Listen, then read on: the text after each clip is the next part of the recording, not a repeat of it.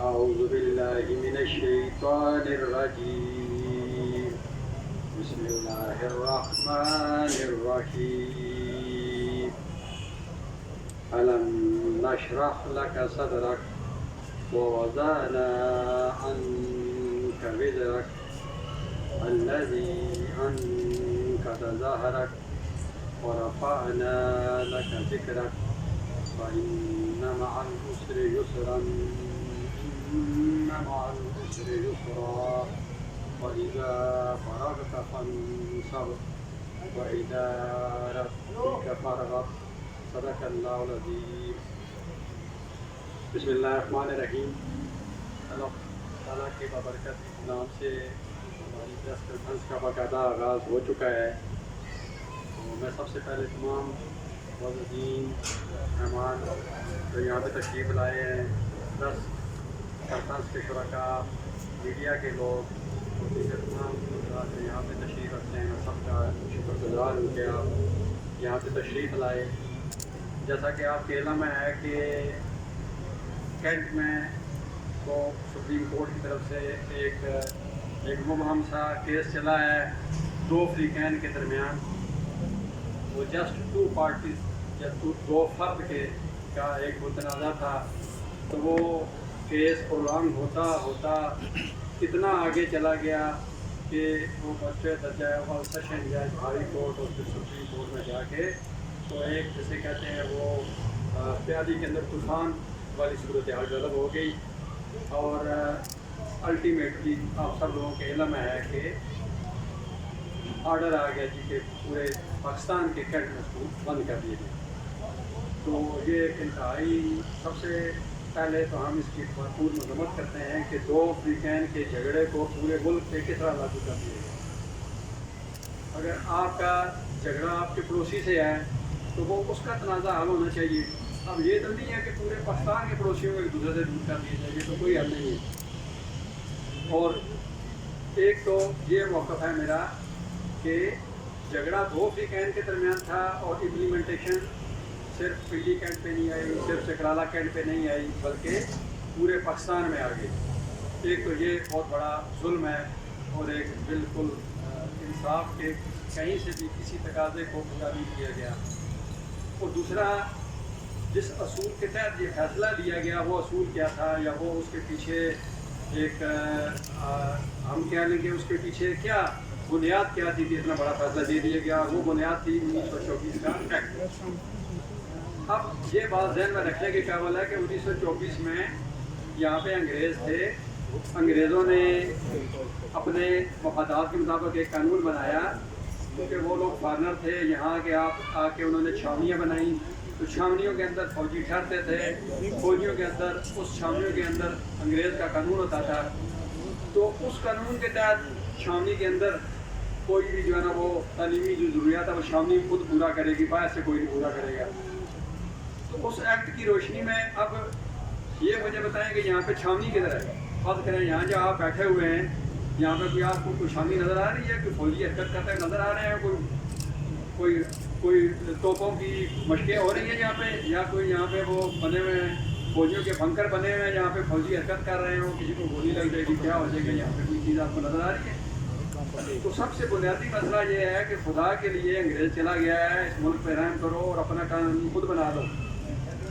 انگریز کی جان چھوڑ دو. اس نے اپنا قانون بنایا تھا کہ اس نے ہم پہ حکومت کس طرح کرنی ہے. اس نے یہ نہیں بنایا تھا کہ ہمیں ویلفیئر کس طرح کرنی ہے. اب آپ نے پکڑ کے اپنے لوگوں کی اسی قانون کے ذریعے ٹانگیں کھینچنا شروع کر دی ہیں. تو آپ نے جب انگریزوں کا قانون بنانا تھا تو ان کو بھیجنے کی کیا ضرورت تھی، ان کو ہی رکھ لیتے. تو جب آپ کہہ رہے ہیں کہ جی پاکستان آزاد ہو گیا ہے تو خدا کے لیے اس ملک پہ رحم کریں. میں زیادہ ٹائم نہیں لوں گا، ایک دو فکروں کے ساتھ بات ختم کروں گا کیونکہ اور شرکاء ہیں وہ بات کریں گے. تو میں اس چیز پہ اس اپیل کے ساتھ، اس دردمندانہ اپیل کے ساتھ ختم کرتا ہوں کہ خدا کے لیے اس ملک پہ رحم کریں اور انگریز کی قانونی نہ بنائیں. اس کو ویلفیئر کے اصول کے تحت، ضرورت کے اصول کے تحت اس پہ چلیں کہ ضرورت ہے یہاں کے بچوں کو تعلیم دینے کی، یہاں کے بچوں کو تعلیم حاصل کرنے کی ضرورت ہے، یہاں کے اساتذہ کو ملازمتوں کی ضرورت ہے۔ یہ ساری ضرورتیں اس سوسائٹی کی ضرورتیں ہیں، سارے اس سوسائٹی کے فرد ہیں، اس معاشرے کے فرد ہیں جو کہ آزاد معاشرہ ہے۔ تو اس کی ضروریات کو خدا کے لیے نہ روکیں بلکہ اس ملک کے قوانین ضرورت مطابق قانون بنائیں۔ بہت شکریہ۔ تو میں اب التماس کروں گا، راجہ الیاس صاحب سے میں گزارش کروں گا کہ پلیز اس بات کو آگے بڑھیں۔ بہت شکریہ۔ اعوذ باللہ من الشیطان الرجیم، بسم اللہ الرحمن الرحیم۔ سب سے پہلے میں تمام صافی برادری کا شکر گزار ہوں کہ آپ نے اس احساس معاملے کو اس سے قبل بھی آن ایئر بھی کیا ہے اور پرنٹ میڈیا نے اس کو بڑا نمایاں چھاپا ہے۔ معاملہ ہے 42 کنٹونمنٹ بورڈ کے اندر 8000 سے زائد تعلیمی اداروں کی بندش کا۔ ان تعلیمی اداروں میں زیور تعلیم سے آراستہ ہونے والے 40 لاکھ بچوں کا اور ان اداروں میں کام کرنے والے اساتذہ اور دیگر ملازمین جن کی تعداد 4 لاکھ کے لگ بھگ ہے، ان کے روزگار کا معاملہ ہے۔ میں سمجھتا ہوں کہ اس احساس معاملے پہ ہمارے حکمرانوں کو آنکھیں کھولنی چاہیے تھی، لیکن افسوس کہ جس طرح باقی شعبہ جات کو تباہ کرنے کی کوشش ہوئی، اسی ڈگر پہ چلتے ہوئے آج شعبہ تعلیم کو تباہ کے دہانے پہ پہنچا دیا گیا ہے۔ میں سمجھتا ہوں کہ اگر یہی سلسلہ جاری رہا، ہمارے تعلیمی اداروں نے جتنا نقصان برداشت کیا کرونا کے زمانہ میں، آج الحمدللہ ہم اس پوزیشن پہ ہوئے کہ ہمارے ادارے پاؤں پہ کھڑے ہوئے تو ایک اور مصیبت آن پڑی کہ بے دخل کیا جائے کنٹونمنٹ بورڈ سے تعلیمی اداروں کو۔ تو میرے بھائی بیان کر رہے تھے کہ یہاں لینڈ ہے ایک ملٹری کی اور ایک پرائیویٹ لینڈ ہے۔ جو کنٹونمنٹ بورڈ کی حدود ہے اس کو زیادہ پھیلاتے آج یہ تقریباً 15-16 کلومیٹر کے ریڈیس پر چلی گئی ہے۔ اس کے اندر قائم ہونے والے تعلیمی ادارے 1973 سے قائم ہونا شروع ہوئے اور آج ان کی تعداد بڑھتے بڑھتے 8000 سے زائد ہو چکی ہے۔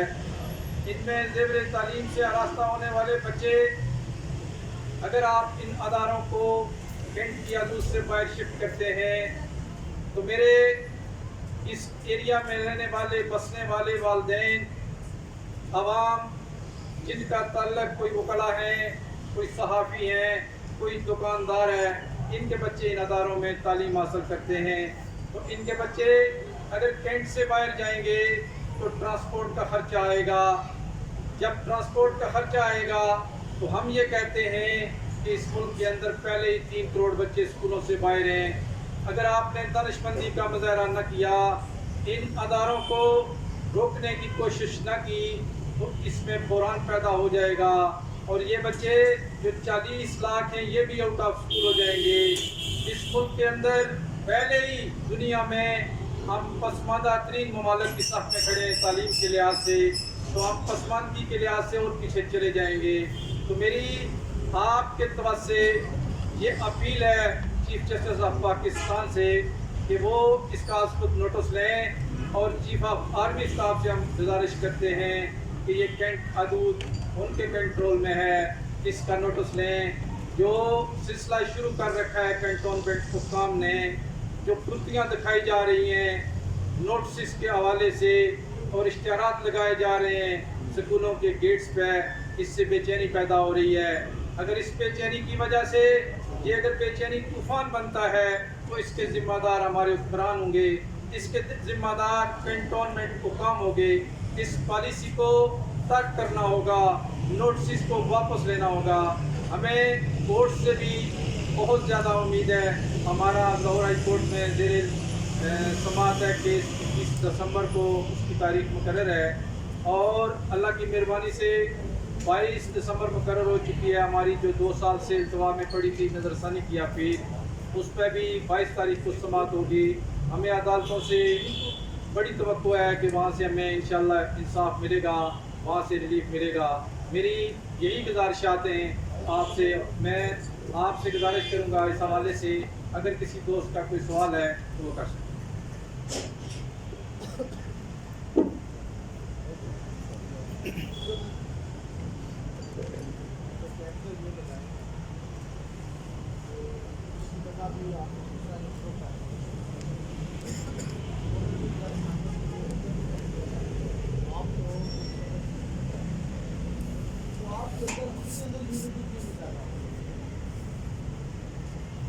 सर बहुत शुक्रिया, आपने बड़ा अच्छा क्वेश्चन किया। मैं आपको ये बता देना चाहता हूँ कि जो 7 दिसंबर को एक बहुत बड़ा इज्तिमा हुआ रावलपिंडी कैंट और चकलाला कैंट के बाहर, उसमें मेरी जमात शामिल थी। मैंने खुद उसको लीड किया, वहाँ मैंने खिताब भी किया। और मैं ये बता देना चाहता हूँ कैंटोनमेंट हुकाम को कि हमारी सफ़ों में बिल्कुल इत्तेहाद है, हम मिल के चल रहे हैं।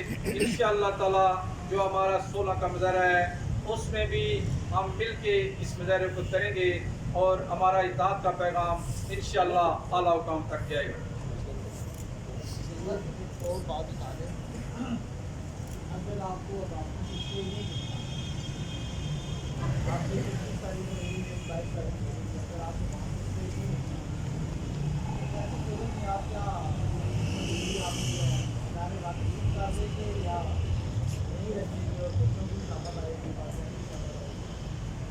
बहुत शुक्रिया। इस हवाले से मेरी जमात का ये नुक्ता निगाह है, हमारा ये मौक़िफ़ है कि इंशाअल्लाह ताला हमें अदालतों से रिलीफ मिलेगा। अगर खुदा न खास्ता फैसला हमारे अगेंस्ट आता है तो हम इसको फिर भी इस तारीख को ख़त्म नहीं करेंगे। हम अपील करेंगे सदर पाकिस्तान से, हम फुल कोर्ट को अपील करेंगे कि हमारी इस बात को सुना जाए। ये मामला सिर्फ अदारों की बका का मामला नहीं है, ये मामला 40 लाख बच्चों के मुस्तक़बिल का मामला है। उससे जुड़े हुए वालिदैन जिनके अखराजात उन पर उठते हैं उनका मामला है। तो मैं तवक्को रखता हूँ कि इंशाअल्लाह ताला अदालत से रिलीफ मिलेगा। अच्छा, ये भी बता दें कि हमने देखा उस मुजाहरे में भी बच्चों को आपने डाल के तौर पर इस्तेमाल किया। मालकान जो है स्कूल मालकान वो क्यों नहीं कंटोनमेंट के कमर्शियल एरिया में जाना चाहते हैं, वो रहायशी इलाकों में क्यों बैठना चाहते हैं? ऐसी क्या वजूहत है जिनकी बुनियाद पर वो जो है मुजाहरे की तरफ जा रहे हैं, ना कि बच्चों को बतौर हथियार इस्तेमाल कर रहे हैं? शुक्रिया।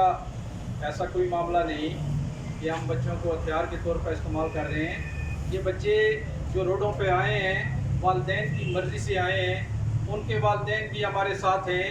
और ये मामला सिर्फ स्कूलों का नहीं, ये मामला मेरे सहाफ़ी बहन भाइयों का भी है, ये मामला मेरे मुल्क के अंदर दुकानदार का भी है, इस मुल्क के अंदर वकला का भी है, इस मुल्क में बसने वाले हर उस शख्स का है, खा वो मजदूर है, खा वो किसान है।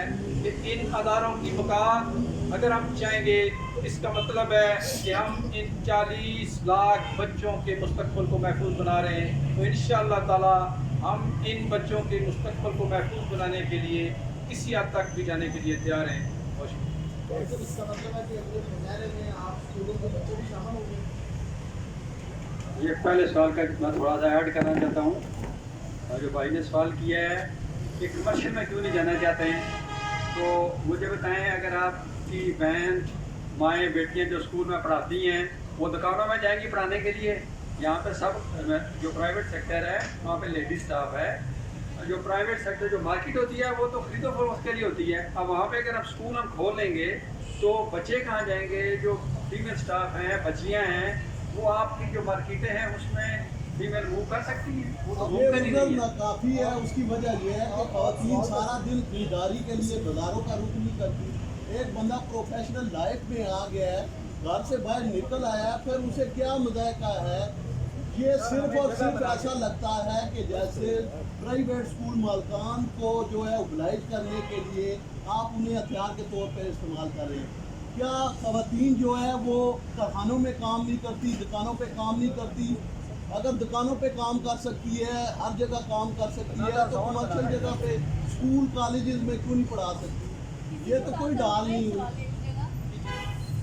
خواتین کی بات آپ نے کی, پہلی بات تو یہ کہ اسکول جو ہے اس کا ایک پورا پروگرام ہوتا ہے, اس کے بیچ میں ہال ہونا چاہیے, بیچ میں گراؤنڈ ہونا چاہیے, پلے گراؤنڈ ہونا چاہیے. یہ چیزیں گاؤں والے اسکولوں میں نہیں ہوتی, کیونکہ اسکول کا ایک کرائٹیریا انہوں نے ڈیفائن کیا ہے.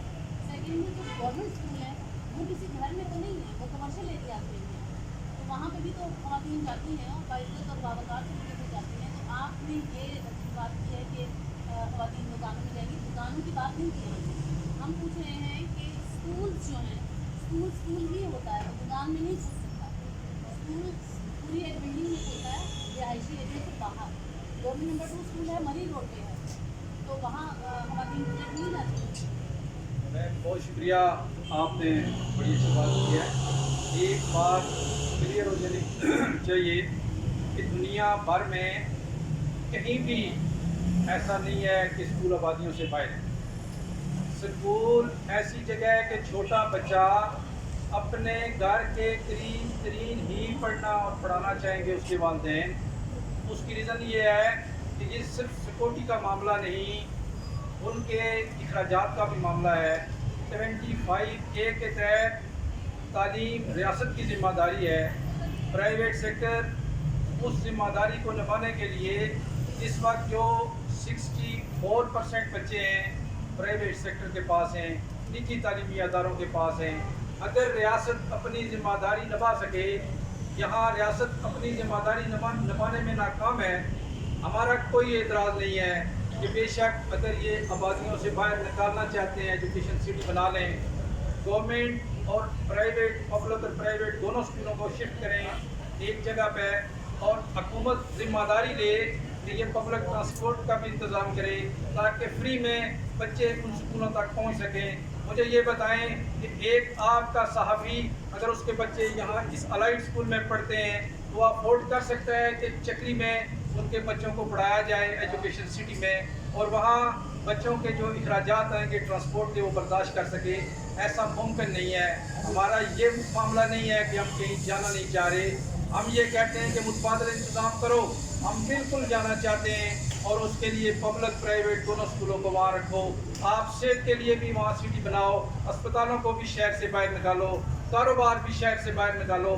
اگر آپ یہاں کاروبار کر سکتے ہیں, یہاں اسپتال پرائیویٹ قائم ہو سکتے ہیں, تو تعلیمی اداروں کا یہاں کام کرنے میں کیا بات ہے؟